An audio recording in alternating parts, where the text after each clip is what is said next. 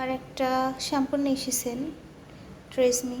এই শ্যাম্পুটা কিন্তু অনেক ভালো, চুল ওঠা কমায়, খুশকি কমায়, চুলটাকে কিন্তু অনেক শাইনি করে। খুবই ভালো একটা শ্যাম্পু। এই তো আজকের এই টুকিটাকি বাজার সাথে এগুলোই। আসসালামু আলাইকুম everyone, welcome back to my channel. আশা করছি আপনারা সকলে অনেক বেশি ভালো আছেন। আল্লাহ পাকের অশেষ রহমতে আমরাও অনেক ভালো আছি, আলহামদুলিল্লাহ। তো আজকের ভিডিওটা শুরু করলাম সাইমের বাবার বাজার নিয়ে। এটা চাল শেষ হয়ে গেছিলো আর কয়েকটা জিনিস এটা নিয়ে এসছে। উনি সবসময় স্বপ্নে থেকে বাজার করতে পছন্দ করেন।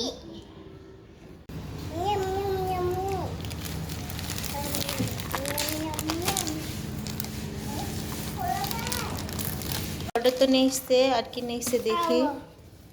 একটা হারপিক নিয়ে এসছে, ফ্যানি ওয়াশ।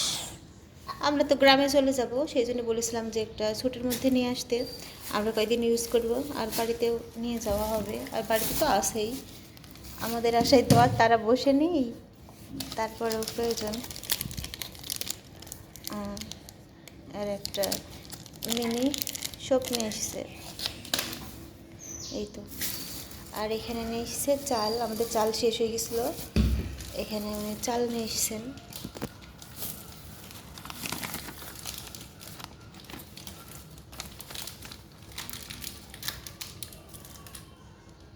চাল নিয়ে এসছে এখানে। এই আজকের বাজার সদাই এগুলোই, অল্প কয়েকটা বাজার। আর একটা শ্যাম্পু নিয়ে এসেছেন ট্রেসমি। এই শ্যাম্পুটা কিন্তু অনেক ভালো, চুল ওঠা কমায়, খুশকি কমায়, চুলটাকে কিন্তু অনেক শাইনি করে। খুবই ভালো একটা শ্যাম্পু। এই তো আজকের এই টুকিটাকি বাজার সাথে এগুলোই। পুরুষ মানুষ শুধু রান্না বান্না করে, এটা আর ভালো লাগে না। আল্লাহর রহমতে আজকে একটু সুস্থ আছি, তাই আজকে একটু রান্না বান্না করে নিলাম। এখানে ইলিশ মাছ রান্না করে নিলাম, আর এখানে চিংড়ি মাছ দিয়ে আর জালি দিয়ে চচ্চড়ি মতন করেছি। রেসিপিগুলো আপনাদের সাথে শেয়ার করতে পারলাম না, কারণ আমার শরীর খুবই অসুস্থ। সাইমের বাবা অফিস থেকে এসে রান্না বান্না করেন, যাওয়ার সময় অনেক কাজ করেন, আমার খুবই খারাপ লাগে। তাই আমি ভাবলাম আমি যতটুকু পারি করে নেই। এই তো কার্টুন দেখো কেন?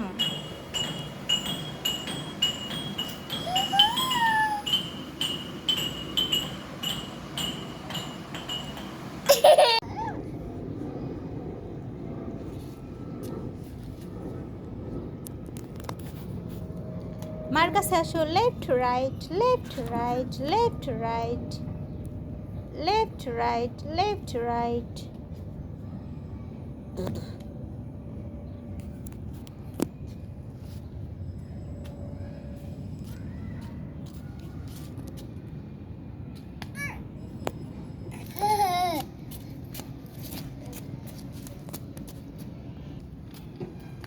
ধিন ধিন ধিন ধিন ধিন ধিন।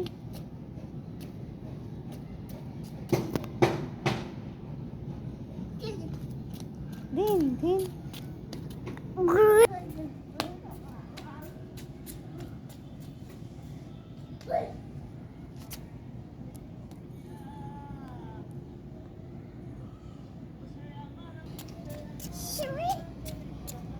সারাদিন আর রুমের মধ্যে বন্দি, একটুও ভালো লাগে না।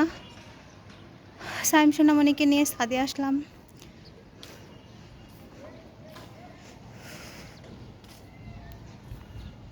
দেখি যদি একটু ভালো লাগে।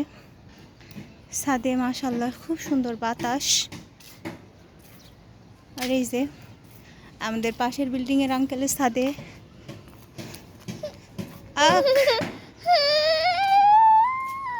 সাইম নিচে যেতে চাই, ও ছাদে আসবে না। ছাদে ওকে জোর করে নিয়ে আসা হয়েছে, সে নিচে যাবে, নিচে নেমে যেতে চাইছিল। এই 4 তলা থেকে নিচে যেয়ে আবার উঠে আসা আমার জন্য এই অবস্থায় খুবই কষ্টকর, কারণ শরীর খুবই দুর্বল। আমার তো নামাটা যেমন তেমন, ওঠাটা বেশি কষ্ট। আরও ছোটো মানুষ, ওকে তো আর সম্পূর্ণ সিঁড়ি বেয়ে নিচে থেকে উঠে হাঁটিয়ে নিয়ে আসা সম্ভব না, ওরও অনেক কষ্ট হবে।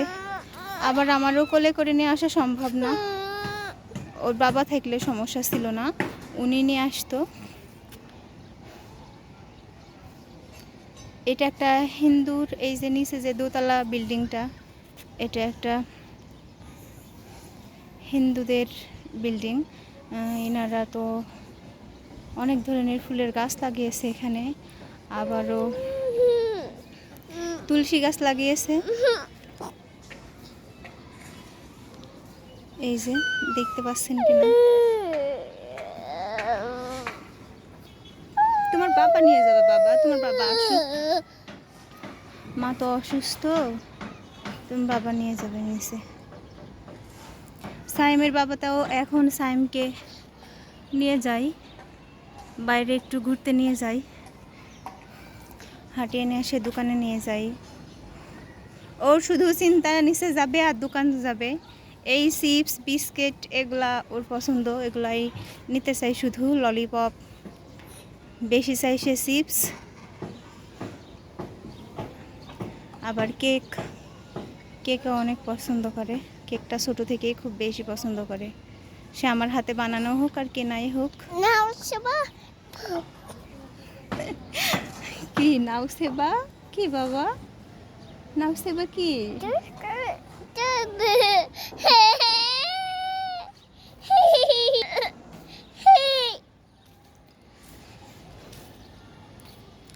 ওই যে সাদাগুলো কিন্তু কবুতর, যেগুলো উড়াউড়ি করছিল, এগুলো কিছুদিন আগেও ফাঁকা ছিল, এখন বিল্ডিংয়ে ভরে গেছে। আমরা যেদিকে আগে ছিলাম একদম মেন চাষারা শহরেই, নারায়ণগঞ্জের, আমাদের এখান থেকে তো অটো রিক্সা মিশে গেলে তো 5 মিনিট সময় লাগে না।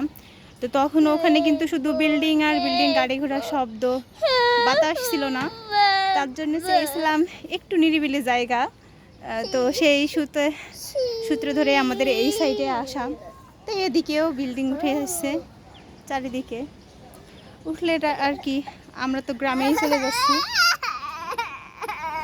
ইনশাল্লাহ।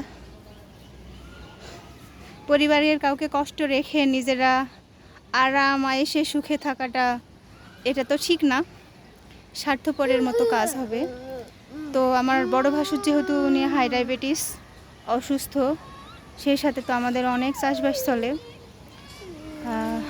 গৃহস্থালী, একটা বড় গৃহস্থালী বাড়ি, আবারও কিন্তু বিজনেস আছে আমাদের। তো এইগুলো যখন আমার মেজো ভাসুর ছিল, মেজো ভাসুর বড় ভাসুরের ছেলে তো মাশাল্লাহ বড় হয়ে গেছে, ও অনার্স সেকেন্ড ইয়ারে পড়ে, তো সেও সামলাইতো। আর মাঠের দিকটা তো আমাদের মানুষের কাজ করে, আমার শ্বশুর আর মেজো ভাসুর এগুলো দেখতো। তো উনি মারা যাওয়ার পর তো জিহাদ, মানে আমার বড় ভাসুরের ছেলের চাপ হয়ে গেছে। আমার শ্বশুর আব্বার শরীরটাও ভালো না, ওনার অনেক বয়স হয়ে গেছে, বার্ধক্যের কারণে তো উনি কষ্ট হয়ে যায়। আবার বিজনেসগুলো সামলানো তো অনেক কষ্ট হয়ে যায় জিহাদের পক্ষে আর আমার ভাসুরের পক্ষে। আমার ভাসুর বেশিরভাগ সময়ই অসুস্থ থাকেন। তো এই বড় একটা ফ্যামিলি, শুধুমাত্র একটা ছোট ছেলের ওপরে ভর রাখা, আবার অসুস্থ মানুষগুলো কষ্ট করছে, এগুলো তো চোখের সামনে দেখে কানে শুনে আর বসে থাকা যায় না। আলহামদুলিল্লাহ, আল্লাহ পাক আমাদের কিন্তু অনেক ভালো রেখেছেন। সাইমের আব্বু যে জবটা করেন অনেক ভালো, বেতনও মাশাআল্লাহ আলহামদুলিল্লাহ অনেক ভালো। না হলে নারায়ণগঞ্জের মতন একটা এক্সপেন্সিভ শহরে থেকে, ভালো বাসায় থেকে, আবার ফের খাওয়া দাওয়া বাড়িতে দেওয়া, যে ভাসুর মারা গেছে বাচ্চাদের লেখাপড়া খরচ, শ্বশুরের যাবতীয় খরচ, এগুলো কিন্তু আমরাই দিই। মেজো ভাসুর বেঁচে থাকতেও ছেলে মেয়ের খরচ দিতাম, তো সে তার থেকে তো এখন আরও ডাবল দেওয়ার লাগে, কারণ এখন তো আমরা চাই যে আর কারো কাছে না বলুক, মিয়া ভাই তো অনেক ব্যস্ত থাকে আমার বড় ভাসুর, তো আমরাই সেগুলো তো বহন করি। তো সব মিলাইয়ে আমরা চলাফেরা করা, বাচ্চার পিছনে খরচ, আমাদের সব মিলাইয়ে কিন্তু ছিলাম আলহামদুলিল্লাহ ভালোই, অনেক ভালো ছিলাম। তো এই ভালো থাকাটা তো আর শুধু নিজের স্বার্থই হয়, নিজেকে ভালো রাখা হয়, আমরা 3টা মানুষই ভালো থাকি। তো এই ভালো থাকার চেয়ে যদি সবাই মিলে ভালো থাকি। সাইমের বাবা গ্রামে গেলে আমাদের একটা ফার্মেসি নেওয়া হয়েছে, ওখানে আমাদের যে জেলা শহর সেখানে একটা বড় ফার্মেসি নেওয়া হয়েছে, উনি ফার্মেসির বিজনেসটা করতে পারবে, জিহাদের সাথে আমার বড় ভাসুরের সাথে আদার্স যে বিজনেসগুলো আছে আমাদের, সেগুলো একটু দেখাশোনা উনি করতে পারবে, সময় দিতে পারবে, যাতে জিহাদ মিয়া ভাইয়ের দুজনারই একটু কষ্ট কম হয়। সাথে ঘুম থেকে উঠে আমাদের মাঠে যে চাষবাসগুলো আছে উনি সকালে দেখে আসলো, মানুষ কোথায় কী কাজ করছে সেগুলো আব্বার সাথে দেখলো, জিহাদের সাথে দেখলো, তাহলে কিন্তু সবার কষ্টটা কমে যায়। আর আমিও বাড়িতে থাকলে ভাবিরা তো কষ্ট করেন, আরও একজন মামি আছেন, তারপর আমি যদি সহযোগিতা করি সবাই মিলে, আলহামদুলিল্লাহ তাদের কষ্ট কমে যাবে। আর ইনশাল্লাহ সবাই মিলে আমরা ভালো থাকবো। দোয়া রাখবেন সবাই আমাদের জন্য। তো সবসময় কিন্তু স্বার্থপরের মতন কাজ করলে হয় না। আমার যে মেজো ভাসুর মারা গেছেন, উনি আমাদের সংসারের জন্য একটা অনেক বড় অবদান রেখে গিয়েছেন, উনি আর আমার শাশুড়ি। যেটা গল্প শুনি সাইমের বাবার কাছে, মানুষের কাছে, তো এই গল্পগুলো শোনার পর না আর নিজের স্বার্থের কথা মনে থাকে না, যে আমি তো এখানে ভালো আছি, কেন আমি কষ্ট করতে যাব। সেই কষ্টগুলো কিন্তু আর মানে সেই কষ্টের কথাগুলো শুনলে কিন্তু আর নিজের সুখের কথা মাথায় থাকে না। তখন মনে হয় না যে এরাই আমাদের বেশি আপন। দুঃখ, সুখ, আনন্দ, অশান্তি সব মিলায়ে কিন্তু একটা জয়েন্ট ফ্যামিলি। আর এই সব সহ্য করে, অনেক ত্যাগ তিক্ষা করে কিন্তু আসল সুখ পাওয়া যায়। শুধুমাত্র নিজের সুখের জন্য পরিবারের লোকদের পিছনে ফেলে রেখে এসে সামনের দিকে নিজেকে আপডেট করাটাই কিন্তু সুখ না, এটা আসল সুখ না। যদি আমরা সবাই মিলে ভালো থাকি, দুঃখ সুখ সব কিছু ত্যাগ তিতিক্ষা করে, ভাগাভাগি করে চলাফেরা, ভাগাভাগি করে খাবার খাওয়া, এটার মধ্যে আলহামদুলিল্লাহ অনেক শান্তি আছে। আমরা তো মাঝে মাঝে গ্রামে যাই, আমিও 1 মাস করে থেকে আসি, একটু কষ্টও আছে, আবার অনেক অনেক বেশি সুখ আছে। সবাই যখন একসাথে খেতে বসি, একসাথে রান্না হয় সবার জন্য, খুনসুটি হয়, মজা হয়, অনেক সময় রাগারাগি হয়, খুব ভালো লাগে। তো আমাদের জন্য দোয়া রাখবেন। আমরা চাচ্ছি যে আমাদের পরিবারটা এভাবেই থাকুক, অন্তত ছেলেমেয়েরা বড় হওয়া পর্যন্ত।